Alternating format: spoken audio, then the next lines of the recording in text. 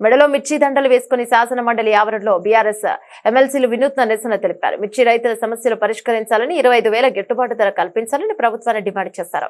తెలంగాణలో గత సీజన్లో 4 లక్షల ఎకరాల విస్తీర్ణంలో మిర్చి సాగు అయిందని, సరైన ధర లేకపోవడంతో ప్రస్తుత సీజన్లో 2,40,000 ఎకరాలలో పంట సాగైందని ఆందోళన వ్యక్తం చేశారు. ఇప్పటికైనా ప్రభుత్వం స్పందించి కేంద్ర ప్రభుత్వంపై ఒత్తిడి తేవాలని, మిర్చి మద్దతు ధర క్వింటాల్కు 25,000 నిర్ణయించి నాఫెడ్ మార్క్ ఫెడ్ ద్వారా ప్రభుత్వం కొనుగోలు చేయాలన్నారు. తెలంగాణ సాగు చేసిన మిర్చి పంటను విదేశాలకు ఎగుమతి చేసేలా ప్రభుత్వం చర్యలు తీసుకోవాలన్నారు. మిర్చి పంటను సుగంధ ద్రవ్యాల బోర్డు నుంచి ఆహార పంటల జాబితాలో చేర్చాలని డిమాండ్ చేశారు. రాష్ట్రంలో మిర్చి బోర్డును ఏర్పాటు చేయాలని డిమాండ్ చేశారు. కార్యక్రమంలో మండలిలో విపక్ష నేత మసూదనాచారి, మాజీ మంత్రి సత్యవతి రాథోడ్, ఎమ్మెల్సీలు కవిత, నవీన్ కుమార్, తాతా మధు, మహమ్మద్ అలీ, నవీన్ కుమార్ రెడ్డి, వాణిదేవి పాల్గొన్నారు.